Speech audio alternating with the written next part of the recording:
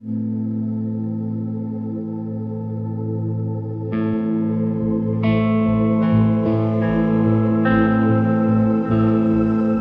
Evening दोस्तों, मेरा नाम है डॉक्टर के एच चौगले और हमारे चैनल सेहत प्लस पर आप सभी का बहुत बहुत स्वागत है।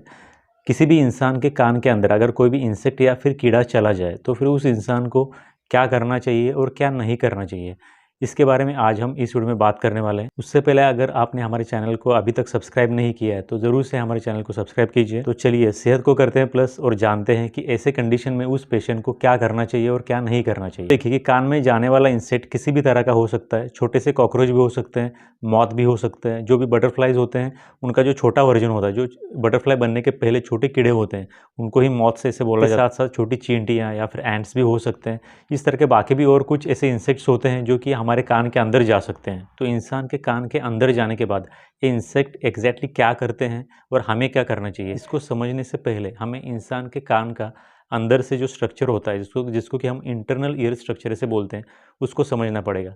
आप यहाँ पे इस वक्त देख सकते हो, ये हमारा एक कान अंदर से कुछ इस तरह से होता है। के अंदर हम एक बाहर से एक्सटर्नल ऑडिटरी कैनल है, उसके बाद इंटरनल ईयर आता है। तो यहाँ पे इंटरनल ईयर खत्म होता है, वहाँ पे टिम्पैनिक मेम्ब्रेन होता है, जिसको कि हम हिंदी में पर्दा या फिर कान का पर्दा ऐसे भी बोलते हैं। इंसेक्ट जब हमारे कान के अंदर जाता है तो कान के अंदर जाने के बाद वो ज़्यादा से ज़्यादा एक कान का जो पर्दा होता है या फिर जो टिम्पैनिक मेम्ब्रेन होता है, जो कि आप यहाँ पे ठीक से देखोगे तो पढ़ भी सकते हो नीचे टिम्पैनिक मेम्ब्रेन, मैं यहाँ पे थोड़ा सा हाईलाइट कर दूंगा। टिम्पैनिक मेम्ब्रेन तक जाने के बाद उस इंसेक्ट के पास आगे पीछे ऊपर नीचे किसी भी साइड से कोई भी जगह नहीं बचती जहाँ वो इंसेक्ट जा सके। जिस तरह से हमारे कार में एक रिवर्स गियर होता है, उस तरह से कोई भी रिवर्स गियर इन इंसेक्ट्स में या फिर इन कीड़ों में नहीं होता। आपने आज तक किसी भी इंसेक्ट को या फिर कीड़े को उल्टा चलते हुए नहीं देखा होगा। आपको पता है हम सब उल्टा चल सकते हैं, लेकिन कोई भी इंसेक्ट इस तरह से उल्टा नहीं चल सकता। इसलिए कान के अंदर जाने के बाद कोई भी इंसेक्ट उल्टा चल के बाहर वापस नहीं आ सकता। वो उल्टा बाहर वापस आना चाहे तो भी वो उल्टा वापस नहीं आ सकता, वो वहीं पे फंस जाता है। तो वहाँ से निकलने के लिए वो क्या करता है, उसके अगर पर है, पंख है, तो उनको फड़फड़ाएगा। अगर वो छोटा है तो गोल गोल घूम के निकलने की कोशिश करेगा। तो इसकी वजह से क्या होता है कि हमारे इंटरनल ईयर के जो डेलिकेट स्किन होती है वहाँ कुछ नर्व एंडिंग्स होते हैं, इसकी वजह से हमें कान के अंदर बहुत ज़्यादा तेज दर्द होने लगता है। कुछ केसेस में अगर टिम्पैनिक मेम्ब्रेन या फिर कान के पर्दे को जख्म हो जाती है तो उसकी वजह से उस पेशेंट की सुनने की शक्ति भी कम हो सकती है या फिर जा भी सकती है। इसलिए सही समय पर इस कीड़े को या फिर इंसेक्ट को कान से निकालना काफ़ी ज़रूरी होता है। तो सबसे पहले समझते हैं कि कान के अंदर इंसेक्ट या फिर कीड़ा जाने के बाद क्या क्या चीज़ें नहीं करनी चाहिए। सबसे पहली बात, कान के अंदर कीड़ा जाने के बाद हमें कान को इस तरह से मलना नहीं चाहिए। बहुत से पेशेंट होते हैं जो कान को मलते हैं वो कीड़ा बाहर आने के लिए, लेकिन इससे वो इंसेक्ट या फिर वो कीड़ा जो है बाहर नहीं आता है। तो कान को मलना नहीं है, सबसे पहली बात। दूसरी बात, कुछ लोग क्या करते हैं, जो ईयरबड्स होते हैं जिनको कि हम ईयर वैक्स निकालने के लिए इस्तेमाल करते हैं, वो ईयरबड्स को कान के अंदर डालते हैं। तो ये भी नहीं करना चाहिए, क्योंकि ईयरबड्स की वजह से वो कीड़ा या फिर इंसेक्ट बाहर तो नहीं आएगा, लेकिन 100% अंदर जाने के चांसेस बढ़ जाते हैं। तो ईयरबड्स भी इस्तेमाल नहीं करने। तो ऐसे भी बोलते हैं कि जो माइट्स होते हैं, जो कि लंबे कीड़े होते हैं जिनके बहुत सारे पैर होते हैं, जिनको कि माइट्स ऐसे बोलते हैं या फिर वेलवेट्स ऐसे बोलते हैं, जो कि आप यहाँ पे देख सकते हो। तो अगर इस तरह के माइट्स या फिर वेलवेट जो कीड़े होते हैं वो अगर किसी के कान में चले जाए तो वो कान को अंदर से खा करके ब्रेन तक चले जाते हैं, ऐसे कुछ लोग कहते हैं। लेकिन ये पूरी तरह से मिथ है, ये पूरी तरह से झूठ है।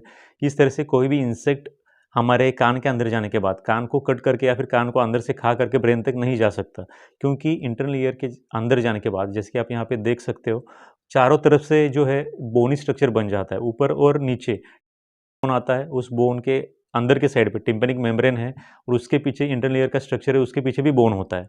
इसलिए इस बोन को कट करके कोई भी इंसेक्ट ब्रेन तक नहीं जा सकता। इसलिए ये जो भी लोग बोलते हैं वो सरासर गलत चीज़ है, इससे कोई भी इंसेक्ट ब्रेन तक नहीं जाता। उसके बाद हम बात करेंगे कि इस तरह से कान के अंदर इंसेक्ट जाने के बाद हमें क्या करना चाहिए। कान में इंसेक्ट जाने के बाद हमें सबसे पहले हमारे कान के अंदर ऑयल छोड़ना चाहिए।